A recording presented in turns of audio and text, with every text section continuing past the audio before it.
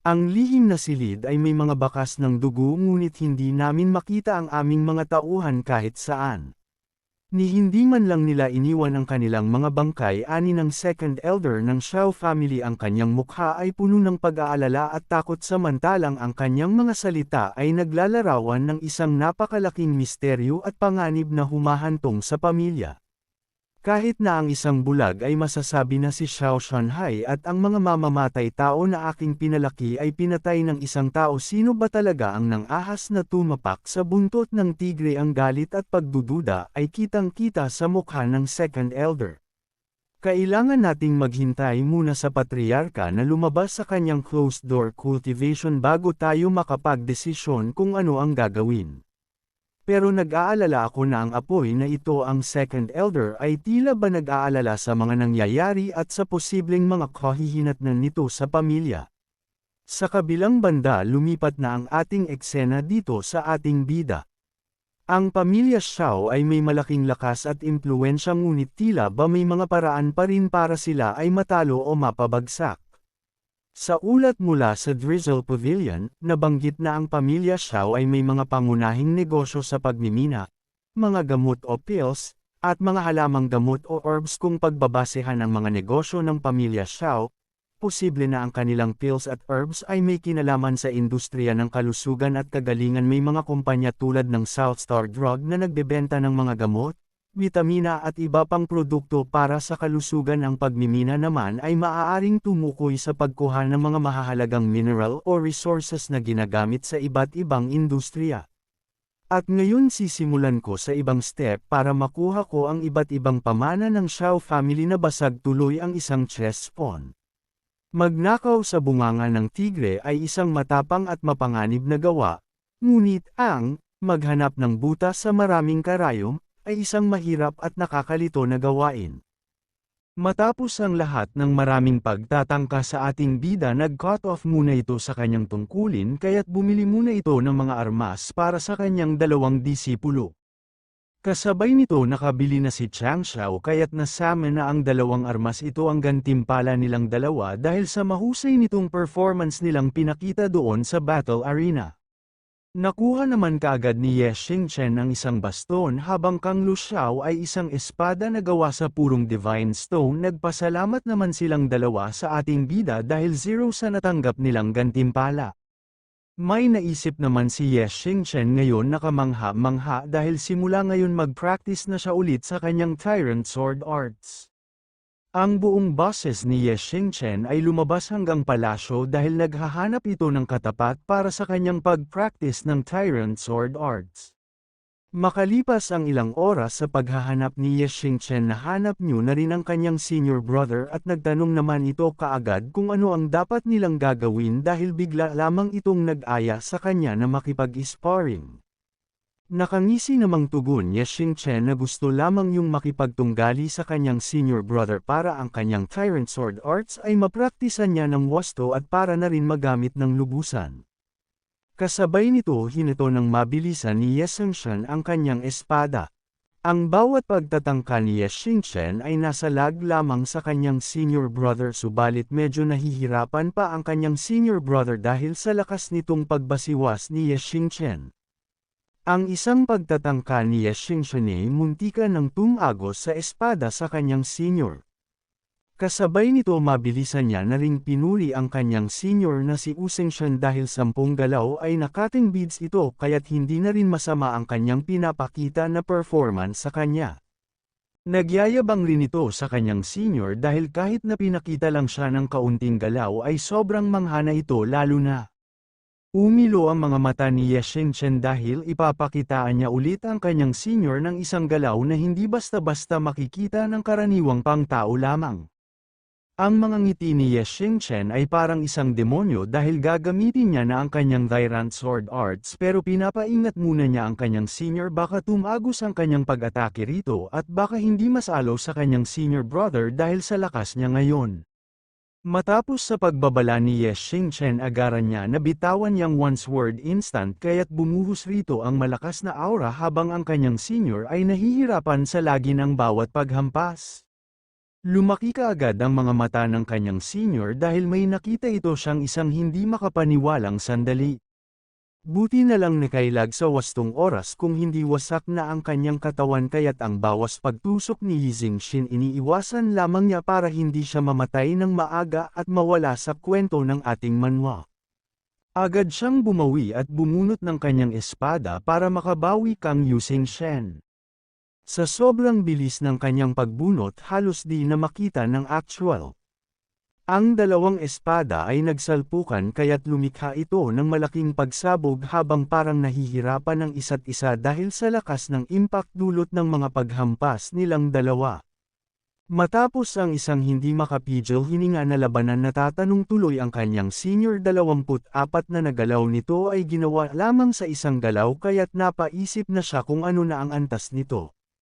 Sambit pa ni Yixing at akala ko hindi ka nagmamalasakit sa anumang bagay ito ang Tyrant Sword God Art na ibinigay ng pinuno ng sekta nagpapakita ng sorpresa at pagkamangha sa reaksyon ng isang tao na inaakala mong walang pakialam sa anumang bagay. Kumikislap ang kanyang mga mata at simula ngayon makikinig na siya sa kanyang sect leader dahil maganda pala ang mga sekreto nito ang kanyang mga mata ay sumasalamin sa kanyang interes at paghanga sa mga sekreto ng sect leader. Sa kabilang eksena umalis siya patungong Sun Hill City pagkatapos niya ibigay sa akin ang aking espada at take note ang dating pangalan ay Huyang, ngunit ngayon ay Sun Hill na. Iniisip ko na ang mga pangalan sa English ay mas madaling tandaan. Sa malubong ang magandang bulaklak.at binigyan si Chang Xiao ng isang bulaklak ng dalagita nagmamakowa ito na tanggapin ang kanyang bulaklak. Dahil kinuha niya ito sa mataas na kabundukan para lamang maibigay ito sa kanya ang pagbibigay ng bulaklak ay isang simbolo ng pagmamahal at pag-aalala at ang pagkuha nito sa mataas na kabundukan ay nagpapakita ng kanyang dedikasyon at pagmamahal kay Chang Xiao. Agad namang tinanggap ng ating bida ang bulaklak na walang pag-alinlangan at pasalamat siya rito dahil appreciate niya ang ganda nito hindi pa rito nagtatapos dahil binigyan niya pa ito ng payo sa buhay na dapat magsumikap pa ito para makamit ang kanyang mga pangarap sa hinaharap ang payo na ito ay nagpapakita ng kanyang pagmamalasakit at pagtulong sa iba at ang kanyang mga salita ay maaaring magbigay ng inspirasyon at motibasyon sa dalagita.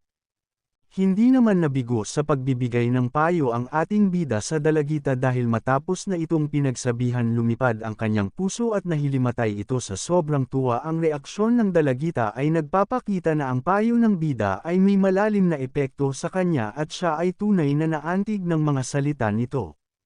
Pinag-uusapan ng ating bida matapos sa pagtanggap sa bulaklak dinadala ang mga alagad na tapoko ng sekta ng Noble Spirit ang pinuno ng sekta na si June ay idolo na ngayon ng ating county sect leader June pwede ba akong magpa-autograph napakagwapo ng pinuno ng sekta, napakaliwanag ng pinuno ng sekta ang eksenang ito ay puno ng paghanga at adorasyon sa pinuno ng sekta, at ang kanyang mga tagasunod mga fan na nag-aabang ng kanyang autograph. Pinagpawisan at sinisamas ang ating bida habang nakaupo ito medyo kakaiba ang pinuno ng sekta bakit siya nakaupo sa gitna ng kalsada na may kakaibang itsura sa mukhan saad pa isa-isa na pinagpawisan na baka nawalan siya ng katinuan dahil sa sobrang tuwa matapos talunin ang Noble Spirit Sect katangi-isip lang pala ang lahat ng kaganapan sa ating bida dahil kahit umagang tapat nag-i-imagine pa rin ito hindi tuloy may pinta ang pagmumukha nito na parang isang tanga. Lumipat muna ang ating eksena dito sa isang lalaking nagsasalita nagtaka ako kung bakit naglaan ng oras ang pinuno ng sekta para personal na pumunta dito. Ipapadala ko lang ang mga halamang nakolekta namin sa iyong sekta maliban kung nagawa mong gumawa ng bagong uri ng tableta. Napabuntong hininga muna ang ating bida bago ito nagsalita sa kanyang kausap huwag na nating pag-usapan yon.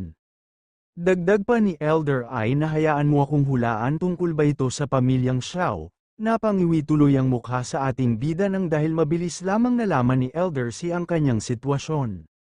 Natanggap ko ang balita tungkol sa pagsunog ng negosyo ng pamilya Xiao sa tingin ko hindi talaga sila inosente bukod pa rito. Isa sa mga tanyag na disipulo ni Sect Leader Jun ay may matinding galit sa pamilya Xiao at gustong sila'y mapatay. Gaya ng inasahan kang elder ay hindi nakakagulat kung bakit siya isa sa mga nangungunang negosyante sa Sun Hill City mula sa ilang piraso ng impormasyon at sa katotohanang napunta ako rito ngayon, nahulaan niya ng tama ang karamihan.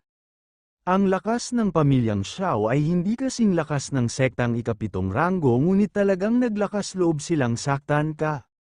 Sinipa talaga nila ang isang metal plate sa pagkakataong ito at take note ito ay nagpapakita ng paghanga sa tapang ng pamilyang Xiao, ngunit din ng pag-aalala sa kanilang kapalaran dahil sa kanilang paghamon sa sektang ikapitong ranggo ang pag-set up ng sarili nilang silong ay isang idiomatikong pagpapahayag na nangangahulugan ng paglalakad patungo sa kanilang sariling kapahamakan. Narinig ko na ang family head AI at ang pamilyang Xiao ay may ilang relasyon sa negosyo may nilagay sa misa nila na saad pa sa ating bida na ang bote ng recovery pills na ito ay tanda ng sinseridad mula sa akin.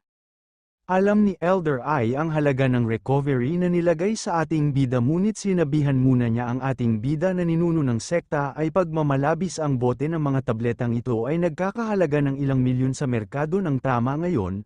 Tumawa at nagbigay respeto ang ating bida kang Elder I na dahil sinisira ko ang ilan sa iyong negosyo, kailangan kong bigyan ka ng ilang mga reparasyon kaya tanggapin mo muna ang paunang bayad ko dahil para hindi tayo magdigma. Makatitiyak ka dahil ikaw ang Diyos ng kapalaran ng aming pamilya ay ihihinto ng pamilyang ay ang lahat ng negosyo sa pamilyang Xiao bukas. Dahil pumayag ang ulo ng pamilya pagkatapos ay maaari kong isaalang-alang ang aking layunin sa pagpunta dito bilang nakamit. Napasigaw ang patriarka sa kanyang second brother bakit ganun ang AI family mas pinili pang magbayad ng 10 beses kaysa panatilihin ang ating halamang gamot hindi siya makapaniwala nang marinig na umabot sa 20,000 pera ang hinihingi ni Chang Sao 20,000 bulalas niya gulat na gulat sa laki ng halaga. Pinaliwanag ng second brother na hindi sila nagbigay ng dahilan bagkus isang sulat lang mula sa AI patriarch ang ipinadala mahigpit ang laman narito ang kabayaran wala nang ibang paliwanag mas lalo tuloy nagduda ang patriarka at sa isip niya may tinatago ang AI family. Habang binabasa ang nakasulat sa papel nanginginig sa galit ang elder nakalagay doon mula sa araw na ito puputulan ng pamilya AI ang lahat ng ugnayan at negosyo sa pamilyang Xiao ang sulat ay pirmado ni AI Shangwei mismo at upang patunayan ang katotohanan nito naroon pa ang selyo ng kanilang patriarka ang bigat ng bawat salita ay parang matalim na talam na tumatarak sa puso ng pamilya Xiao. Ang ating pamilyang Xiao, talagang nakasakit tayo ng isang makapangyarihang tao mariing saad ng elder. Isipin ninyo, upang ang pamilya AI ay handang talikuran tayo at tumanggi sa parusang halos 10 beses na halaga ang pinagmulan at likod ng taong ito hindi natin maisip kung gaano kabigat. Sino ba naman ang na-offend natin mariing sigaw ng patriarka habang nanginginig ang boses wag mong sabihing ang Ironbone sect ang ating nakalaban na patigil ang lahat hindi sila makapaniwala kung si Chang Sao ang may kinalaman paano nagkaroon ng ganoong koneksyon iba pala ang pinagmulan at bigat ng kanyang likuran kaysa sa inakala nila. Kung iisipin hindi posible saad ng isang elder habang nakakunot noo okay naman ang martial prowess nila pero sa kabuuan 8th rate sect pa rin sila. Tiyak na hindi sila sapat na makapangyarihan para igupo ang pamilya ay lalo na para magpasigla sa kanila ng ganito kalaking desisyon. Upang magkaroon ng ganoong kapangyarihan at lakas ng loob na hindi makipagkaibigan sa pamilyang Xiao malamang ang Bei family ng Liang City ang nasa likod nito. Sa ngayon kumalma muna tayo kahit na wala ang pamilya ay bilang pangunahing supplier makakabili pa rin ng Xiao family ng mga halamang gamot sa ibang tindahan pero hindi natin may kakaila maraming customer ang mawawala at tiyak na babagsak ng malaki ang ating kita. Kuya huwag kang masyadong mag-alala nasa atin pa rin ang minahan at iyon ang pinakamahalagang pinagkukunan ng yaman. Ngunit napagtanto ng kanyang kuya na may mali sa mga detalyeng ibinibigay sa kanya dahil dito tila nagulat siya at hindi makapaniwala sa natuklasan. Kaagad niyang inutusan ng kanyang kapatid, ngunit halatang pinagpapawisan nito sa kaba dali ipadala agad ang puwersa ng ating pamilya sa minahan, hindi natin pwedeng pabayaan yun ang linya ng buhay ng ating ekonomiya at dapat itong protektahan sa lahat ng paraan. Lumipat ang ating eksena sa madilim na kagubatan ng Xiao Family 9 vicinity tahimik ang paligid tanging huni ng mga kulaglig at kaluskus ng mga dahon ang maririnig. Ngunit sa ilalim ng katahimikan, May namumuong tensyon. Bit-bit ng panot ang kanyang piko sabay bulong sa kasamang barumbado ang balbas ang pamilyang Xiao puro kalokohan buong araw tayong nagpapakahirap pero barya lang ang napapala natin sumagot naman ang balbasan bahagyang iritado old mo malapit na tayong magsimula sa trabaho tigilan mo na yang pagrereklamo. Mag-ingat ka bulong ng balbas kapag narinig ka ng supervisor ng Xiao family siguradong bubugbugin ka na naman biglang natigilan siya napansin ang kakaibang paligid na paawang ang kanyang mga mata teka parang mali ang napuntahan natin. Dahil sa kaba at pagkabigla, sabay-sabay nilang nabitawan ang mga dalang piko at maso kumalabog ang mga ito sa lupa umalingaw-ngaw ang tunog sa katahimikan ng kagubatan. Nagsimulang magpawis ang kanilang mga palad habang nagkatinginan sila para bang may kung anong hindi nila inaasahang banta ang nakatago sa paligid. Nagkagulo ang lahat nang mapansin nila ang nakakapangilabot na tanawin ang minahan na dapat ay pupuntahan nila ay biglang naglaho na para bang mismong nilalang ang samikop at winalis ito mula sa kinaroroonan ang dating pasukan na puno ng bakod at lagusan ay wala na napalitan ng isang malawak na kawalan at nag-iiwan lamang ng malamig na hangin na umuungol sa pagitan ng mga puno nanginginig na saad ng barumbadong may balbas habang ang panot ay napaurong at halos hindi na makahinga sa takot. Hindi makapaniwala ang ibang maniro sa kanilang nakita ang ilan ay nanginginig pa sa takot habang bitbit ang kanilang mga gamit dali-dali nilang tinakbuhan ng direksyon pabalik upang iulat agad sa pamilyang Xiao ang misteryosong pagkawala ng samantala habang abala ang iba sa pagtakbo at sigaw ng kaguluhan sa itaas ng isang mataas na puno ay tahimik na nakatayo ang isang anino ang asasin mula sa drizzle house walang imik na kasilip ito mula sa lilim ng mga sanga. Pinagmamasdan ang bawat galaw ng mga manero na para bang isang mandaragit na nag-aantay ng tamang oras upang umatake. Ang ngiti ng asasin ay umaapaw sa saya. Tila ba wala ng mas magandang balita pa kaysa sa kanyang nasaksihan sa katahimikan ng kagubatan?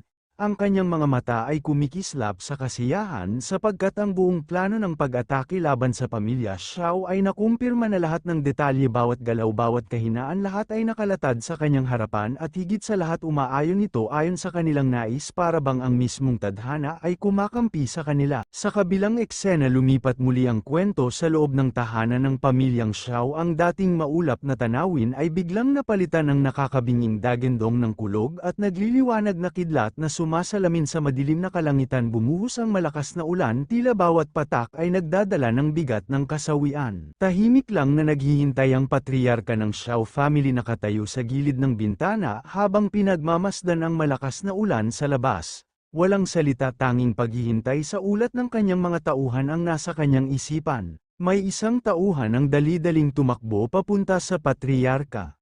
Habang hinihingal sumigaw ito Grand Elder ang minahan naglaho pati ang mga taong ipinadala natin wala ni anino o bangkay na makita nang marinig yun na paluhod ang tauhan nanginginig habang hinihintay ang kasagutan ng patriarka. Pumula ang mga mata ng Grand Elder mariin niyang binanggit una na sunog ang Qingyaho pagkatapos pinutol ng pamilya ay ang lahat ng ugnayan sa negosyo sa atin at ngayon pati ang minahan ay naglaho na pakuyong siya ng kamao nanginginig sa galit. Ito ang unti-unting pagpatay sa ating pamilya Xiao.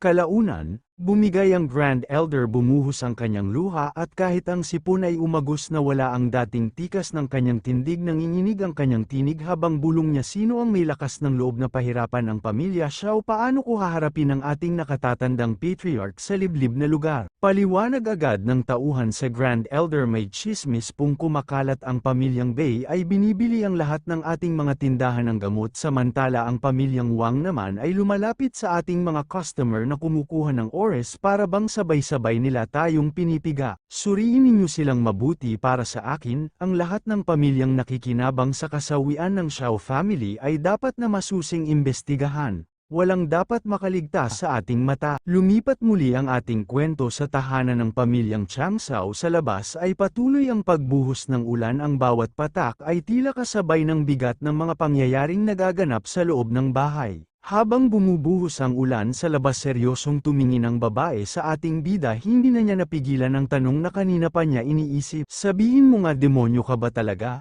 Nagkalat ka ng tsismis sa buong lungsod ng liyang wika ng babae ramdam ang tensyon sa kanyang tinig ginawa mong tila bawat malaki at maliit na pamilya ay maaaring maging salarin at ang pangunahing sibat ay itinuro mo mismo sa makapangyarihang pamilya Bei. Nakatayo lamang ang ating bida nakatalikod habang isang mapanuksong ngiti ang gumuhit sa kanyang labi sa halip na magpaliwanag pinakawalan niya ang katahimikan na lalo pang nagbigay bigat sa kanyang presensya. Paliwanag ni Chang Sao kapag nabaliw ang pamilya siya o magiging para silang asong ulol na tumatahol ng walang tigil hindi na natin kailangang kumilos ng kahit ano hayaan na lang natin silang umatake sa mga puno at take note ang umatake sa mga puno ay isang Chinese idiom na tumutukoy sa paghabol sa mga bagay na wala naman talaga parang multo na likha lamang ng sariling isipan. Sabi ni Chang Sao Hall Master Lee ipahinga muna natin ang mga galaw laban sa pamilya siya o mas mabuti kung pagmamasdan muna natin sila sa ngayon. Mabilis namang naunawaan ng babae ang kanyang pakay kaya tumango lamang ito bilang tugon at agad na umalis. Muling umalingaw-ngaw ang boses ng sistema sa isipan ni Chang Sao System Scan sekta kumpleto na ang bilang ng mga miyembro host na abot ang peak martial apprentice lahat ng kondisyon ay natugunan epic mission aktibo na kasabay nito ramdam ni Chang Sao ang biglaang pag-igting ng enerhiya sa paligid na parabang mismong hangin ay nagbabala ng paparating na hamon. Nagulat ang babae at muling nagtanong sa ating bida,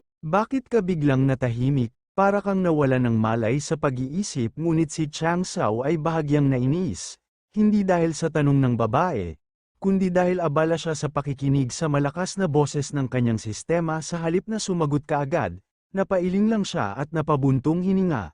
Tila ba nahihirapan sa dalawang bagay na nangyayari sabay-sabay ang tanong ng babae at ang utos ng sistema na nagsimula ng gumalaw. Tumalikod si Chang Sao sa babae at imbes na sumagot ng diretsahan binalik niya ang tanong Hall Master Lee narinig mo na ba siya at paano naman ang Death Valley pamilyar ka ba ron? Dagdag pa ng babae ang ibig mong sabihin ng Death Valley isa yun sa mga ipinagbabawal na lugar ng Qingyang County hindi basta-basta pumapasok doon ang kahit sino ayon sa mga ulat may mga mababangis na hayop na nakatira roon mga halimaw na mas malakas pa kaysa sa mga ninuno ng espiritu maraming mandirigma na ang pumasok at wala ni isa ang nakabalik. Hindi pa rito nagtatapos kahit pa isang high-grade martial artist ang pumasok doon para lang siyang merienda sa mga halimaw ng Death Valley ang lakas ng kanilang mga katawan at bilis ng kanilang mga galaw ay lampas sa imahinasyon ng karaniwang tao isa lang ang tiyak ang sinumang papasok doon ay nakatakdang lunukin ng kadiliman. Sabi ng babae may halong pagtataka at kaba pinuno ng sekta bakit bigla kang nagtatanong tungkol sa Death Valley bahagyang pinagpawisan si Chang Sao at kahit pilit niyang pinanatili ang kanyang composure halata ang hindi totoong ngiti sa kanyang labi tumugon siya ng may bahid ng biro siguro pupunta ako roon para sa isang linggong bakasyon. Misyon sa loob ng isang buwan, tungkulin ng host na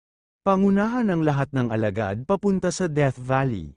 Isang ipinagbabawal na lugar ng Qingyang County para sa 7 araw na survival at combat training layunin ng Mission Fire Dragon Beast pumatay ng isa, 0/1, Giant Monkey pumatay ng 10, 0/10, Wind Wolves pumatay ng 100, 0/100, Little Poison Spiders pumatay ng 500, 0/500 mga panuntunan at kondisyon dapat magsimula ang paglalakbay sa loob ng itinakdang 30 araw ang kabiguan na maabot ang Death Valley o mapatay ang kinakailangang mga halimaw ay magdudulot ng malupit na parusa maaaring pagbagsak ng cultivation ng host pagkamatay ng mga alagad at pagkawala ng reputasyon ng sekta gantimpala sa tagumpay hindi pa maipapakita ng system misteryong gantimpala na higit sa inaakala ng host. Habang nakatayo si Chang Sao, sumagi sa isip niya dahil natalo ang Noble Spirit Sect kaya dumami ang mga alagad na lumipat sa atin sa una natuwa siya dahil malaking tulong iyon sa kanilang sekta ngunit ngayon matapos lumabas ang epic mission ng system nag-iba ang kanyang pakiramdam akala ko'y magandang bagay ito pero hindi ko inaasahan na may kapalit na misyon na maaaring ikapahamak ng lahat. Sumakit ang ulo ni Chang Sao kakaisip kung sino sa kanyang mga disipulo ang dapat niyang isama papunta sa Death Valley alam niyang bawat desisyon ay maaaring maging dahilan ng buhay o kamatayan habang siya'y malalim ang iniisip may biglang dumating mula sa likuran isang disipulo niya humahangos at may dalang mahalagang balita. Parang isang daga na natigilan sa lungga ang disipulo ay nakaramdam ng matinding presensya ng masaksihan niya ang kapangyarihan ng Divine Two-Earing Sword Art ni Chang Sao. Nilapag ng disipulo ang kanyang espada sa harapan ng ating bida.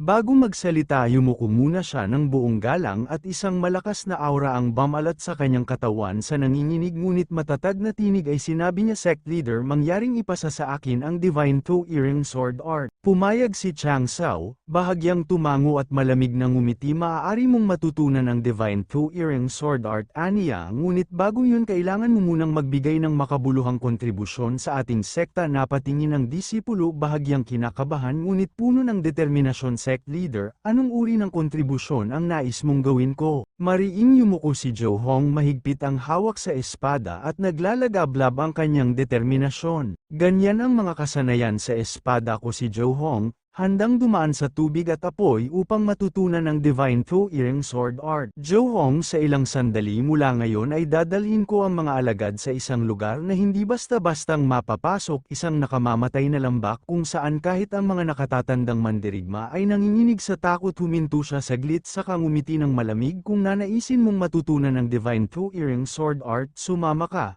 Kung maipapakita mong karapat-dapat ka at hindi ka matitinag sa gitna ng panganib, ibibigay ko sa iyo mismo ang kasanayang iyon." Sect leader, ang mga sword practitioner ay may dalawang hiling lamang sa buhay. Ang una ay ang espada na nagiging laman at buto namin at ang ikalawa ay ang kasanayan sa espada na siya namang nagiging kaluluwa. Pag-angat niya ng tingin, kumikislap ang determinasyon sa kanyang mga mata. "Kung ang Divine Two-Earing Sword Art ang magbibigay saysay sa aking espada at kaluluwa, kahit sa harap ng kamatayan hinding-hindi ako uurong. Kahit na sumugod ka sa impyerno." "Sect leader, ako si Joe Hong, ay handang sumama at sisingilin ito kasama mo." Umalingaw-ngaw ang kanyang tinig na puno ng panata, para bang ang mismong kaluluwa niya ay umiiyak ng katapatan at kagustuhang patunayan ang sarili. Matapos magsalita si Joe Hong, agad itong tumalikod at nagmadaling nag-impake ng kanyang mga gamit, desididong patunayan ang sarili at ipakita ang kanyang halaga. Tahimik lang si Chang Sao habang nakatanaw sa kani, saka napabulong ang taong yun, "Nagkukunwari pang magpursigi para makuha ang aking pabor.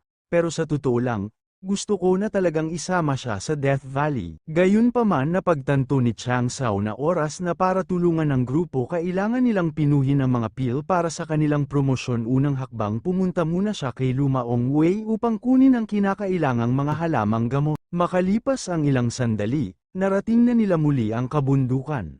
Doon nabala ang matandang si Elder Wei sa pagbungkal at pagbunot ng mga halamang gamot. Ang mga ito'y bihirang uri, mga dekalidad na buto ng damo na kailangang hintayin at alagaan sapagkat matagal bago tuluyang umabot sa ganap na pagkahinog. Ngunit kapansin-pansin, natural na mas malakas ang mga epekto ng mga halamang yun. Nasaksihan mismo ni Chang Sao kung gaano kasaya si Elder Wei sa tuwing usapan ay tungkol sa halamang gamot, at yun ang nagbibigay ng ginhawa kay Chang Sao, ang makita na masaya at abala ang kanyang mga nasasakupan sa bagay na tunay nilang mahal. Kahanga-hanga ipinagkatiwala na lang ni Chang Sao ang lahat kay matandang Wei. Walang sino man ang makakalapit sa kanya. Sa isipan ni Chang Sao, ang unang batch ng mga halamang gamot na pinino at ginawang mga tableta ay naglalaman na ng 10 beses na lakas ng espiritu. Ang batch na ito ng mga tabletang ito ay magpapalakas sa atin ng higit pa sa inaasahan. "Magandang araw, Old Wei. Kung wala ka, tiyak na hindi aabot sa pamantayan ang mga halamang gamot ng ating sekta," wika ni Chang Sao, "kaya naghanda ako ng kaunting regalo bilang tanda ng aking pagpapahalaga sa iyong dedikasyon at kasipagan. Ang body shaping pill na ito ay makapagpapalakas ng iyong katawan. Inumin mo ito ng maayos at gamitin ng wasto upang maramdaman mo ang buong bisa nito. Yan lang ang sulusayon para maging malakas ka palagi at maalagaan mo ang ating hardin." Walang alinlangan, agad tinanggap ni Elder Wei ang gamot. "Maraming salamat, Sect leader, sa pag-aalaga sa katawan ng matanda na ito. Kahit medyo tarantado ka sa iba mong tauhan, may pusong tao ka rin pala, pero mukha ka paring pera." Ngunit naramdaman ni Elder Wei ang kakaibang epekto ng gamot.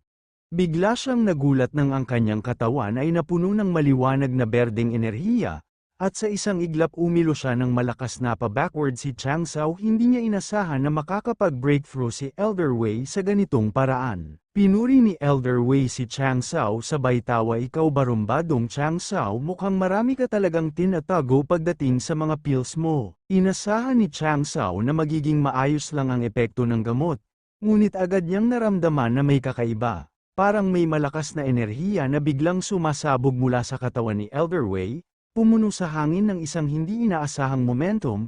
"Itong sistema ko ay hindi basta naghuhukay ng kayamanan, Ito ay isang tunay na milagro sa buhay ko at malinaw na si Matandang Wei ay hindi ordinaryo, siguradong isa siyang nakatagong master. Yumuko si Chang Sao at taimtim na wika, Elder Wei, formal kitang iniimbitahan na maging hallmaster ng Medicine Hall ng Ironbone Sect. Umaasa ako na tatanggapin mo ang alok na ito at maging ganap na miyembro ng aming sect sa halip na manatiling isang kontratista lamang. Isang matandang lalaki, na kalahati ng kanyang katawan ay tila sugatan o bulok na mula sa mga nakaraang laban, ang tumayo sa harap ni Chang Sao. Sa kabila ng kanyang kondisyon, taimtim siyang humiling, gusto kong pumasok sa Ironbone Sect, handa akong maging hallmaster ng Medicine Hall kahit na ang katawan ko ay hindi naganap. Sa totoo lang, wala talaga akong pangarap o layunin sa buhay, gusto ko lang mabuhay ng payapa, normal kagaya ng ibang tao. Sambit ni Chang Sao, hanggat nabubuhay tayo dapat tayong patuloy na magsumikap, huwag masyadong maging pessimistic, Elder Wei. Little brat, kapag marami ka ng napagdaanang pag-atake, mauunawaan mo para sa mga taong dumaraan sa buhay, imposibleng hindi maging pesimista. Sambit ni Elder Wei. Tahimik na nakikinig si Chang Sao sa bawat salway, nag-iisip kung paano niya mapapasali si Elder Wei sa kanyang sekta. Elder Wei, nakikita kong marami ka ng pinagdaanan, pero hanggat nandito pa ang tao, patuloy pa rin ang paglakad natin sa kalsadang ito, hindi ba? Sambit ni Chang Sao, may halong paggalang at determinasyon. Isa lang ang buhay natin at napakaraming tao ang dumadaan dito. Ang paglalakbay ay puno ng masasayang sandali, ngunit may mga pagkakataon ding dumarating ang mga bagay na nakakasakit ng damdamin, ngunit hindi ito dapat maging dahilan para lumubog. Malumanay na paliwanag ni Chang Sao. Umaasa lang ako na titigil ka, Matandang Wei, sa pagkukulong sa iyong sarili, at magsisimula kang mamuhay ng mas masaya. Kung hindi para sa iyong sarili, isipin mo na lang ang tungkol sa mga mahal mo sa buhay at ang mga kapatid na pumanaw na maraming tao ang nangarap ng marangyang buhay, ngunit hindi na nila nagawang ibahagi ang kanilang kakayahan at ambag sa mundong ito. Sabi ni Chang Sao, may halong bigat at pagninilay. Old Wei, malinaw na isa kang tunay na dalubhasa sa pananaliksik ng mga halamang gamot sa iyong kabataan. Kitang-kita ang sipag at tiyaga mo, yun ang nagbigay daan sa lahat ng tagumpay na tinatamasa mo ngayon. Ani Chang Sao, may paghanga sa kanyang tinig. Ang mga salita ni Chang Sao ay tila pamilyar sa Matandang Wei. Kahit na tahimik lamang siya, ramdam niya ang kakaibang koneksyon. Ang tono at pag-uugali ng tinig ay nakakaalala sa kanya ng mga nakaraang karanasan, halos parang isang alaala na bumabalik mula sa nakaraan. Ang bawat salita ay dumampi sa kanyang damdamin, nagbigay ng pakiramdam na may taong tunay na nakakaunawa sa kanyang pinagdaanan. Inaabot ni Chang Sao ang kanyang kamay patungo kay Elder Wei, matay puno ng sinseridad. Bakit hindi mo ibahagi ang iyong problema o ang hinanakit sa buhay? Wika niya mahinahon ngunit may bigat ng malasakit. Hayaan mong mailabas mo ang iyong damdamin at maipaliwanag ang tunay mong nararamdaman. Ako bilang si Chang Sao ay handang makinig sa iyo. Ang Matandang Wei sa sandaling yun ay tila nahulog sa katahimikan, pinapawi ng simple ngunit taos-pusong paanyaya ang kanyang matagal nang iniingatang alaala sa loob. Tiningnan ni Elder Wei ang kamay ni Chang Sao at biglang bumalik sa kanyang alaala noong kabataan, ang kaibigang kanyang minsang pinangako, magkasama tayong gagawa ng magagandang bagay. Ngayon tila muling nabuhay ang pangakong yun sa kanyang puso. Tumitig siya kay Chang Sao at sa katahimikan ng sandali, unti-unting bumukas ang kanyang damdamin. Ang simpleng paanyaya ni Chang Sao, ang makinig sa kanyang tunay na nararamdaman, ay nagpaalala sa kanya ng pangakong noon ay puno ng pag-asa at pagkakaibigan. Pinunasan ni Elder Wei ang luha sa kanyang pisngi at may bahagyang panginginig sa boses niya habang wika niya, ang huling pangungusap mo, daang-daang taon na ang nakalipas, may nagsabi sa akin ito. Sa bawat salita dama ang bigat ng alaala at ang tamis ng pagkakaibigan na tila hindi nagbago sa paglipas ng panahon. Ang sandaling iyon ay puno ng nostalgia at pag-asa habang muling bumabalik ang lumang pangako sa kanyang puso. Dadalhin ko ang mga lumang kwento ng Ironbone Sect upang ialay ang natitirang init ng aking lakas. Bata, sabihin mo sa akin, anong mabuting bagay ang ginagawa mo ngayon? Parang kasabihan, ang natitirang init ay gaya rin ng natitirang pagsinta, isang kapangyarihan o damdamin na hindi nawala bagkus ay iniingatan at inilalapat sa tama bilang alay o kontribusyon. Hayaan nating maging pinakamalakas ang Ironbone Sect, hayaang umalingaw ang pangalan ng sekta sa buong kalangitan. Dito sa ilalim ng puno sinabi ni Elder Wei ang mga engranding plano mo para bang napaka-ambisyoso para sa akin. Ngunit gayunpaman mas nagagalak ako ngayon sapagkat ang aking kamay ay kayang humawak at gumamit ng aura di na tulad ng dati na puro pisikal lang ang kakayahan. Ngunit hindi mo maaaring patakbuhin ng isang buong sekta gamit lamang ang isang medicinal master. Alam ni Chang Sao ang bawat hakbang nagplano akong bumuo ng Medicine Pavilion. Elder Wei, ikaw ang magiging Pavilion Master. Maaari kang pumili ng ilang karapat-dapat na alagad mula sa sekta at turuan sila kung paano mag-alaga ng mga halamang gamot. May katuturan ang inisip ni Chang Sao kaya ang gagawin ni Elder Wei ay turuan muna ang mga disipulo niya para maging bihasa sa halamang gamot. Kahit mukhang gago si Chang Sao sa kanyang postura sinabi niya Elder Wei bukas ay gagawa ako ng pagpupulong para mamili ka ng mga disipulo na maaari mong isama sa ating pavilion. Chang Sao malinaw na may busilak ka na puso at hangarin pero tandaan mo bawat tao ay may papel sa buhay na nakalaan sa kanila. Ang kabataan lalo na ay madaling maligaw kung walang tamang gabay kung hindi sila tuturuan at palalakasan sa tamang landas. Madali silang mahuhulog sa maling desisyon at kapahamakan kaya't mahalaga na ang bawat hakbang mo ay puno ng pangunawa at gabay. Lumipat na ulit ang eksena sa loob ng pavilion ni Chang Sao. Ang gusali ay kamangha-mangha gawa sa purong tradisyonal na estilo ng Chino, may matataas na haligipin ng ukit sa kahoy at mga bintanang nagbubukas sa liwanag ng araw. Ang hangin sa loob ay may halong amoy ng mga halamang gamot. Ang mukha ni Chang Sao ay nagningning na parang bata habang muling sumagi sa kanyang isip. Noong una mayroon tayong pavilion ng drizzle at ngayon natapos na rin ang pavilion ng medisina, dahan-dahan nang nabubuo ang buong sekta. Nag-notify ang system ni Chang Sao ang bilang ng mga miyembro ng sekta ay umabot na sa 500 habang ang kabuuang puntos ng kontribusyon ay umakyat na sa 720 puntos lampas sa limitasyong 220 puntos. Kung hindi agad gagamitin ng sobrang puntos ay mawawala dahil dito napangiti si Chang Sao nang malawak ang araw niya ay naging sobrang maganda, isang pribilehiyo na makita ang ganitong progreso at tagumpay na naitala sa kanyang system. Agad inutusan ni Chang Sao ang system na mag-refresh,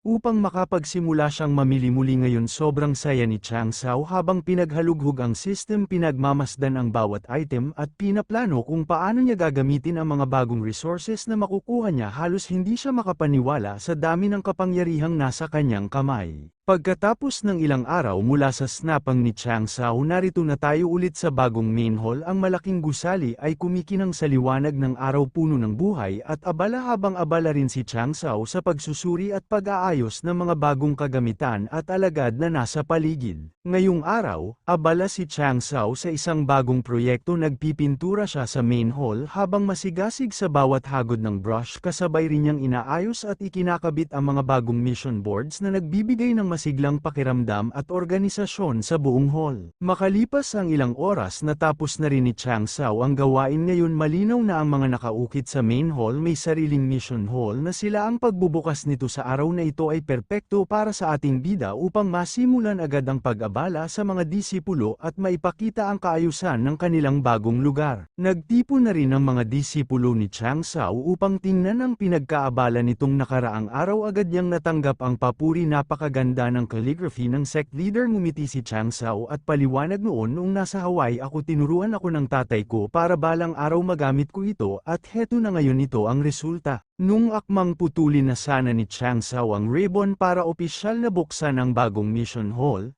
biglang nadulas ang hagdan sa ilalim ng kanyang paa. Tumagilid siya ng bahagya, at sa biglaang pagyugyog, tumilapon ang mata niya ng ilang sentimetro sa gilid.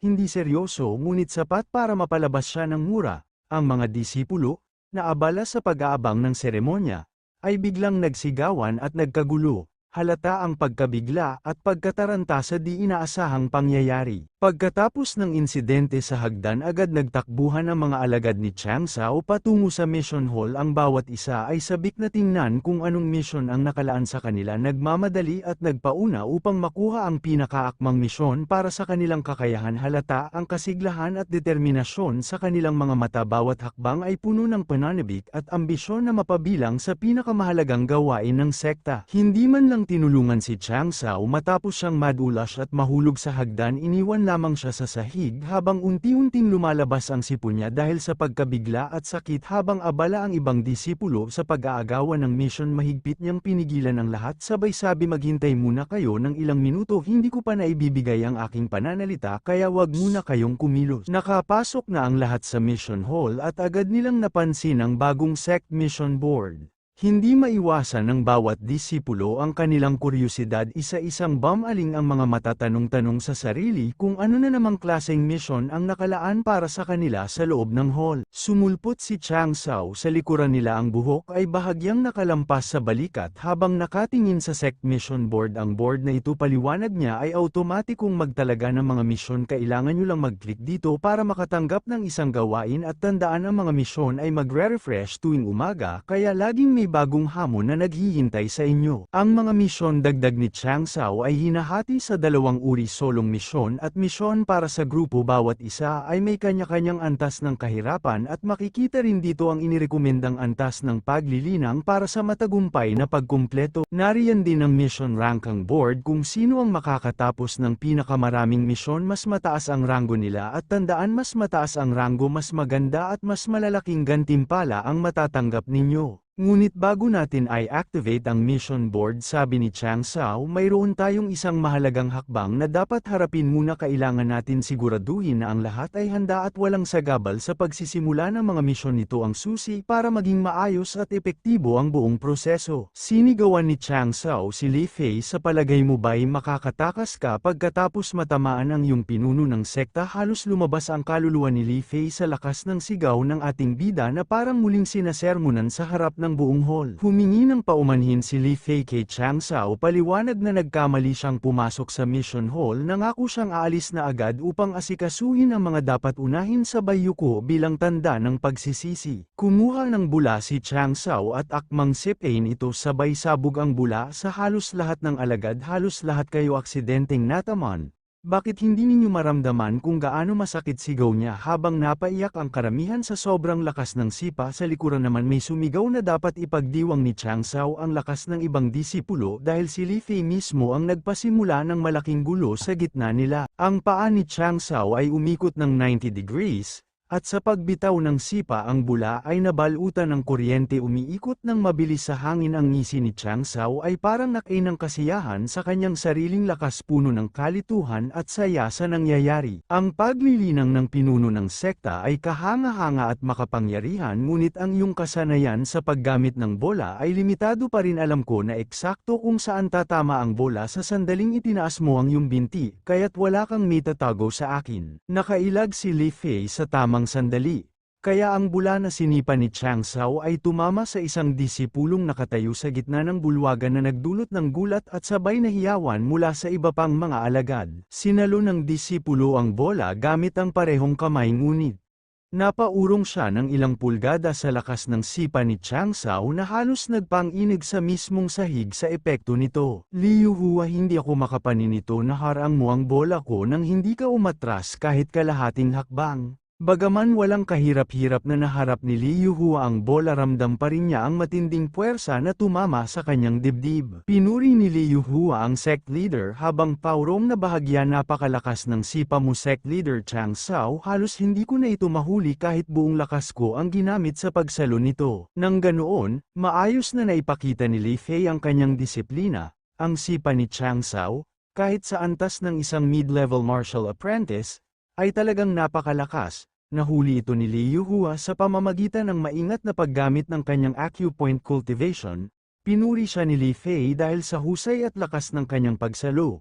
Ngunit sa halip na maging mayabang, napakamot lamang si Liu Hua at nagpasalamat ng taos-puso sa papuri. Ngayon malinaw na kay Chang Sao na ang batang ito ay may pambihirang katawan at kakayahan, kaya't halos hindi niya mapigilan ang kanyang ngiti, halo ng pagkagulat at paghanga. Magkakaroon ng matinding panganib sa bawat sulok ng lambak ng kamatayan. Kung aasa lang ako sa sarili ko, hindi ko masisiguro ang kaligtasan ng lahat ng disipulo, ngunit sa ngayon ayos na ang lahat, panandalian man o hindi may kapanatagan na sa ngayon. Kung magsasama sina Liu Hua at Sheng Chen, halos hindi na mapipigilan ang kanilang lakas, tatawagin silang ultimate duo partner, at ang kombinasyong ito, isang pambihirang godly combination, ay tila hulog ng langit na dumating sa mundo. Natagpuan ko na ang perpektong kandidato para sa pangalawang tangke. Ang isa ay mainitin ang ulo, samantalang ang isa ay masayahin, at maaasahan talagang perpekto ang kanilang pagsasama bilang duo partner. Limitado na ang antas ko bago tayo pumunta sa Death Valley. Kailangan nating pag-ibayuhin ang pagsasanay at itaas ang level ng mga disipulo upang maging handa sila sa panganib na darating. Iba talaga ang paraan ni Chang Sao sa paghahanda ng kanyang mga disipulo. Lahat ng miyembro ay ipinapasok sa muscle shaping room, at ang unang isinalang sa pagsasanay ay si Liu Hua. Kahit na malakas ang katawan niya, para siyang batang natatakot na bagbog na iyak ito at ayaw pumasok sa chamber. Kinailangan pang tulungan siya ng dalawang disipulo upang may pasok sa loob at masimulan ang kanyang pagsasanay. Makalipas ang ilang sandali, natapos na rin ang pagsilib kay Liu Hua, kaya't napabuntong hininga ang dalawang disipulo. Halos maubos ang lakas nila sa pagpasan at pagpapatuloy sa pagpasok sa muscular chamber, lalo na't nagkaroon na itong buhol-buhol na istruktura na lalong nagpapahirap sa kanilang gawain. Tumingin ang isang disipulo sa ating bida, halatang nagulat sa nakita nitong kakaibang istruktura.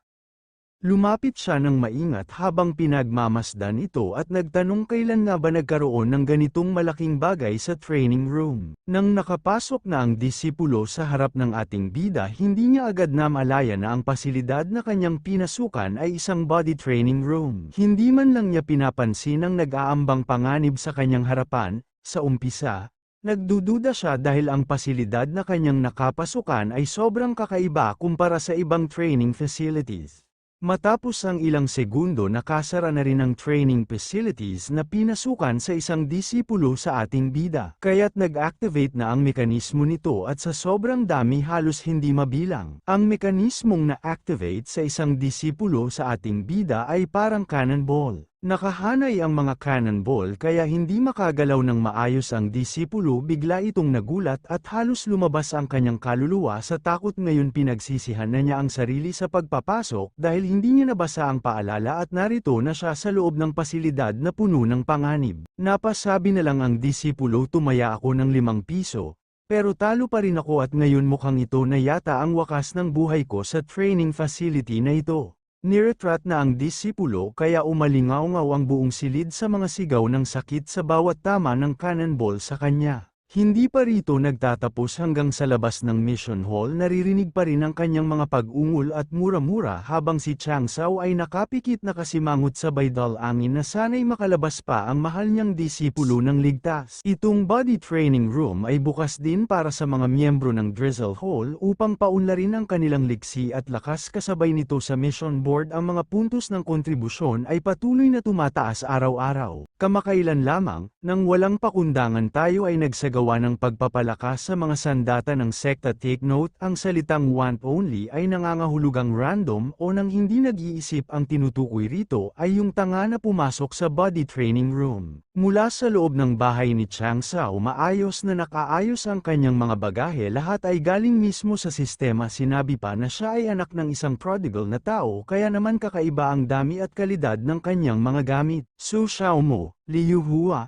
Ling Rockzu, Chang Qi, at Li Fei, bawat isa ay makatatanggap ng tig-iisang bote ng transformation liquid na may parehong kalidad, upang tumaas ang kanilang tsansa na mag-breakthrough. Baka bigyan si Liu Hua ng 2 bote ng transformation liquid upang hayaan siyang direktang umakyat sa mid-grade sa pag-inom ng 2 bote. Tinatansya kung maabot niya ang 12 na yugto ng opening pulse. Papasok na rin ako sa Death Valley kaya kailangan ko pa rin ipakita ang kanyang galing. Dahil sa pagtaas ng mga puntos ng kontribusyon, oras na rin para i-upgrade ang mga air rifle ni Hall Master Lee sa mga Canyon. Buti na lang, nakagawa rin ako ng bagong silencer. Napakaangkop para sa kanya at tiyak na mas magiging epektibo ang bawat tira sa susunod na mission. Agad na napukaw ang atensyon ni Chang Sao nang mag-notify ang sistema na maaari nang itaas ang antas ng konstruksyon ng sekta. Dali-dali niyang binasa ang mensahe. Napakahirap sa wakas, kaya kung itaas ang antas sa sistema, malinaw na naka-display konstruksyon ng sekta level 2, maaaring i-upgrade. pindutin ang button at hindi niya na napigilan ng luha dahil bigla na lamang itong tumulo sa ligaya. Walang pag-aalinlangan, pinindot na ni Chang Sao ang button. Sunod-sunod na nag-notify ang sistema at umalingaw-ngaw ang mensahe sa buong silid antas ng konstruksyon ng sekta. Itinaas sa level 3 kasama rito ang update sa mga miyembro ng sekta, puntos ng kontribusyon at limitasyon ng mga puntos ng tagumpay. Bukas na rin ngayon ang Sect Casting Pavilion, handa na para sa susunod na hakbang ng sekta. Nakangisi na ulit ang ating bida habang binabantayan ang mga numero. Mga miyembro ng sekta 501,000, mga punto ng kontribusyon ng sekta 451,000, mga punto ng tagumpay ng sekta 01,000. Ngayon magsisimula na ulit ako sa pag-recruit, wika niya sa sarili. Sa wakas ang limitasyon ng mga miyembro ay na-upgrade sa 1,000. Ang kanilang sekta ay unti-unting lumalakas, mas matatag, mas makapangyarihan at handa na sa mga susunod na hamon. Tinitingnan ni Chang Sao ang bagong casting pavilion at kaagad niya itong kinuha mula sa sistema. Tahimik niyang pinagmamasdan ang estrukturan, ramdam ang bahagyang aura na nagmumula rito at iniisip kung paano ito gagamitin upang palakasin pa ang kanyang sekta. Bigla na lang lumaki sa harapan ni Chang Sao ang casting pavilion, naglalabas ng bahagyang aura habang nakatitig lamang siya dito. Dahan-dahan niyang pinagmamasdan ang buong estruktura.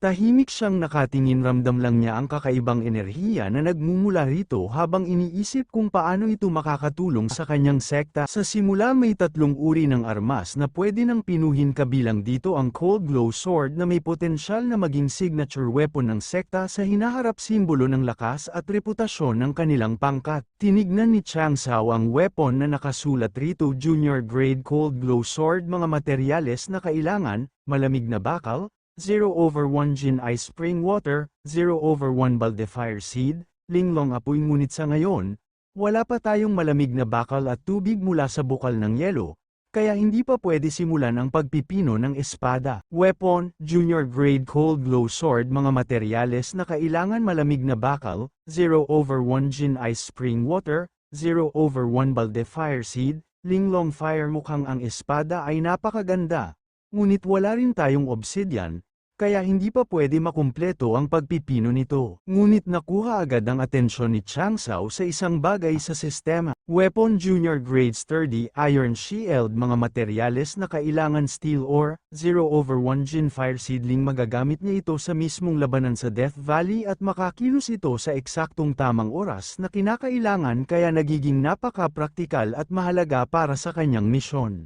Eksakto, dahil nakawin mo ang steel ore vein ng pamilya Xiao, siguradong sapat na ang supply ng iron ore ngayon, kaya't walang magiging sagabal sa paggawa ng Junior Grade Sturdy Iron Shield at handa na si Chang Sao para sa kanyang labanan sa Death Valley. Sistema, bigyan mo ako ng 1,000 Junior Grade Sturdy Iron Shield. Ang bawat isa ay may kasamang materyales at halaga sa pera. Oo, kasama na ang Lake GK. Tandaan, ito'y tulad ng sa stock market, mga baguhan na mamumuhunan na sinusunod lang ang expert, ngunit kadalasan nauuwi sa pagkawala ng kanilang puhunan, kaya dapat maingat. Paliwanag ng sistema, kailangan ng steel ore sa pagpipino ng iba't ibang kagamitan. Ipinapayo nito sa Lake na host na magtipid sa paggamit ng materyales.